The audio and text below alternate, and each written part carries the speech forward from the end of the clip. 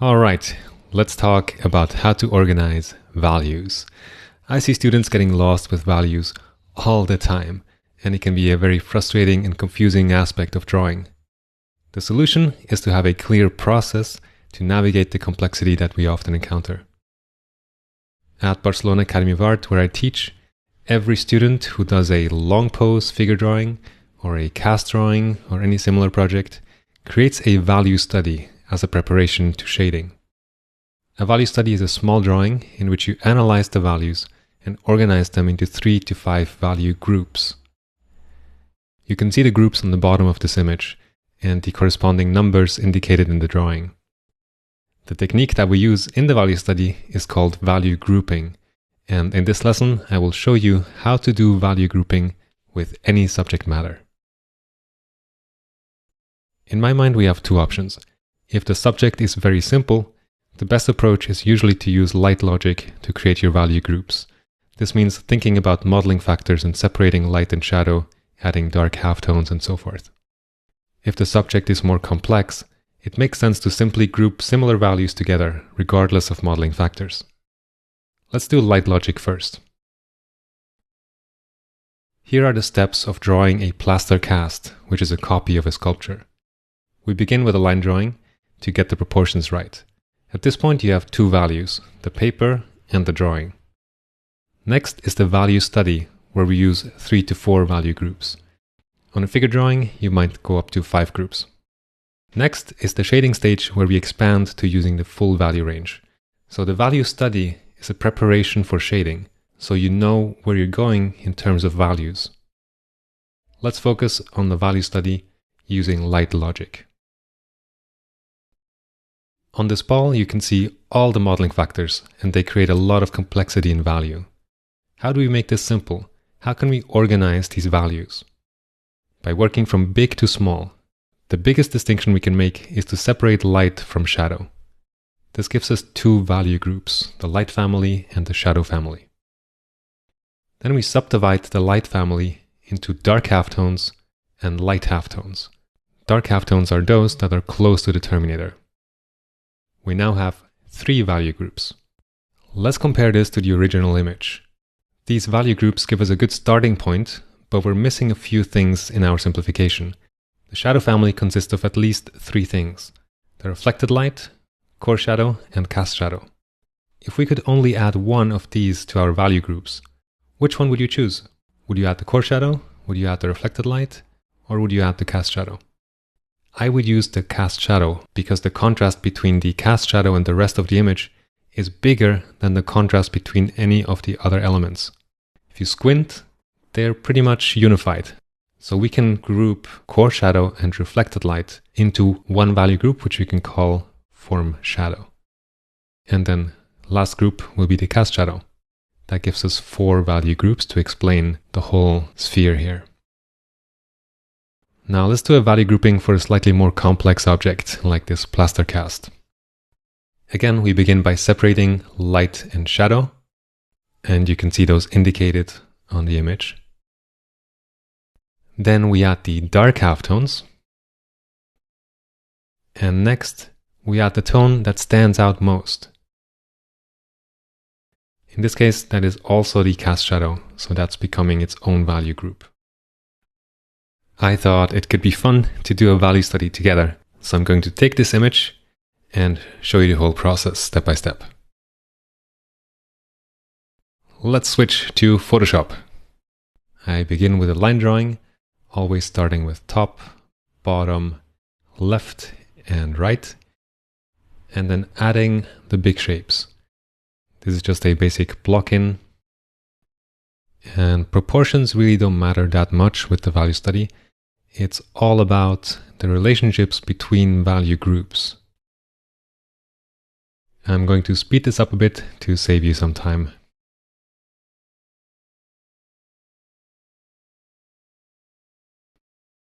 And here we go. This is the line drawing for establishing basic shapes.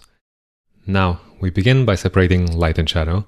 So we have the light already, that's the paper value, and I'm going to add a value for the shadows.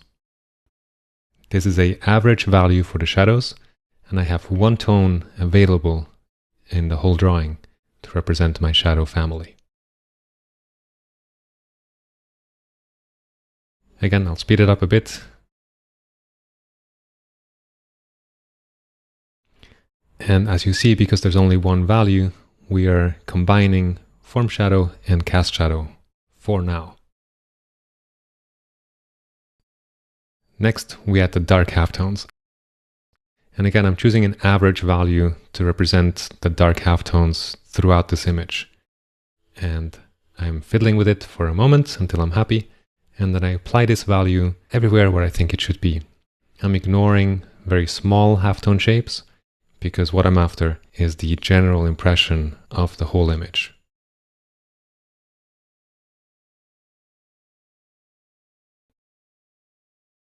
And actually, deciding where to place these value groups is almost like doing the drawing already once.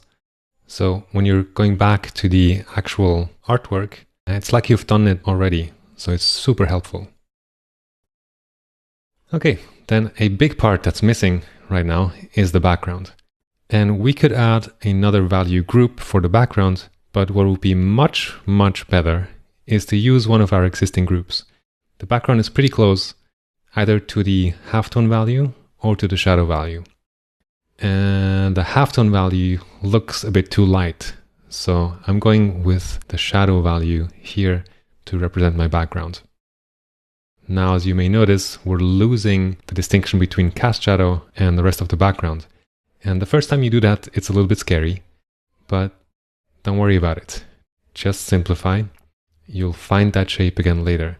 And actually, the simplification helps you to see the overall image in a simpler way. And with the background in, we can also definitely tell that we need another value group to represent the cast shadow. And I'm putting an average value for the cast shadow here, and I'm noticing that my shadow value is too light. And this is a natural part of doing a value study. You will find yourself throughout the process adjusting the relationships between the values or adjusting individual groups to make them a bit lighter or a bit darker.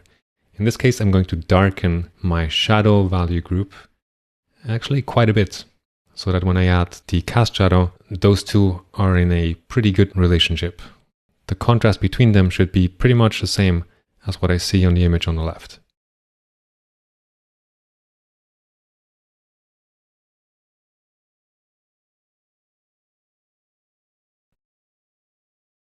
Okay, and having adjusted my shadow value, I'm also going to make my dark halftones a bit darker.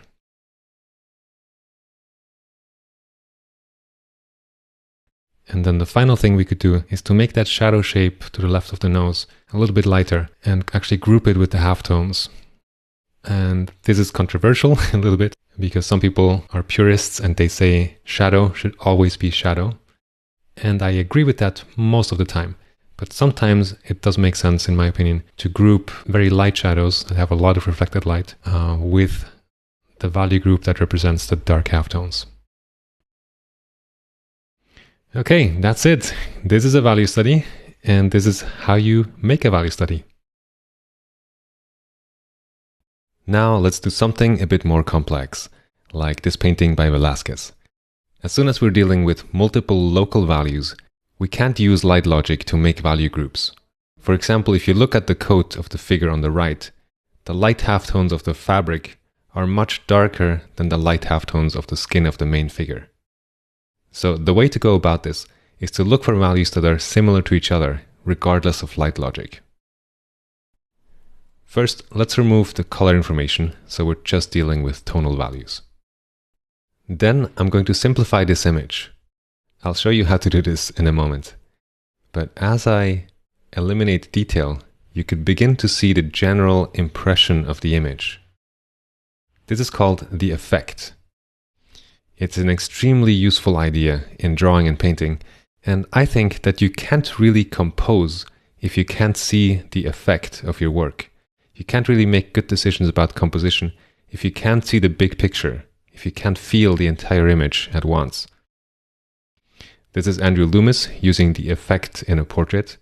First, he establishes the big tonal relationships as a foundation, and then he adds the details within that big context. It's a very effective way of working. And here, Loomis again, studying the effect of more complex compositions.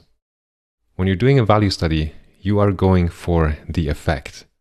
Your value study should feel like your subject. When you compare the two, there should be no big difference between them. Let's make a value study of this painting. To begin, I'll remove the color with a black and white adjustment layer. The nice thing about this is that you can tweak the values based on the hue of the image. So if you want to make small adjustments, you can. Next, I press Ctrl J to make a copy of this layer. Then I press the C key for the crop tool to extend the canvas. And now I can move the copy I made over to the right.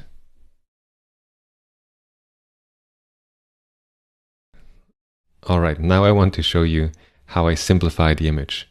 So go to Filter, Noise, Median. The median filter is amazing. So the higher the radius value is here, the more details are absorbed into the big shapes. Next, I go to Filter, Stylize, and Find Edges, just to give me a general drawing of where the shapes are roughly. And I do this here to save you time, but you can also do this yourself to really focus just on the values and not be distracted by the drawing. Then I make a levels adjustment to make the lines a bit lighter. You can press Ctrl L or Command L for the levels adjustment. And finally, I'll make a new layer, fill it with kind of an average tone for the image, and set my line layer to multiply. And this is my setup. I'm going to paint on this layer, lock transparency so any mark I make stays within that area, and we're ready to go. I begin a value study like this by keying the image. That means identifying the darkest value, which are the pants here, and the lightest value, which is in the skin and on the fabric that's on his lap there. So I put those values in to give me context, because any value group I add should be in a good, proper relationship to these two extremes. Next, I look at the image and I try to see the effect, the essence visually. And I'm looking for values that are present throughout the image that I want to add next. So here I'm going for the tone of the clothing of the kneeling figure. And I'm rearranging my palette here to go from light to dark. The next group I want to add is this figure on the top right. That dark value is present throughout the image, so I think that's going to be an important one. And right now it looks pretty close to black, but if we paint them next to each other, you can see there's a clear difference between them. If we use black for what I'm painting now, there would be too much contrast. The relationship between my value groups would be off. The effect of my value study would feel wrong. Now we have 4 value groups. We probably will end up with 5, but now I'm adding those 4 groups throughout the image where I can find them, starting with any of them really. Here I'm starting with the lightest. And I'm careful not to add it in places where it doesn't belong. So I'm a little bit conservative with where I put these values. And I just realized we actually already have 5 value groups because there's the background. So let's rearrange the palette again and add a swatch for the background value. And looking at this now, I realize that this value is too light. We should go darker for the average tone. So I'm going to select color range, pick that background value, and then we can do a levels adjustment. Or what feels a bit more direct in this case is to do a hue saturation adjustment and changing the lightness value.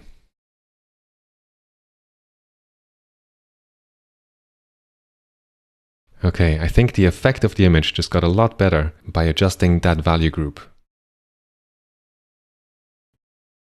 Here I'm darkening those lines a bit so we can see them better, just to help me with placing things. And from here on, basically all that I'm doing is applying those 5 value groups that I've chosen to the value study. It's like painting by numbers. I'm filling the canvas with that limited palette that I gave myself. And as I do this, I'm always staying aware of checking the relationship between the value groups. And if one of my groups seems too dark or too light, not a problem. I adjust the brightness of that group, both in my palette and in the value study. What I'm after is organizing all those many, many tones that are in the original painting, but representing them in a simple way. And again, I'm going to speed this up for a bit to save you some time. There's nothing skipped, it's just playing back faster. And I'm making an effort to leave out details to just get the general effect of things, like the fabric on the lap of the main character. There's so much going on in there, in the folds, but it's not important. Now I have 5 values, and I just want to cover the whole canvas and understand and capture the essence of the values.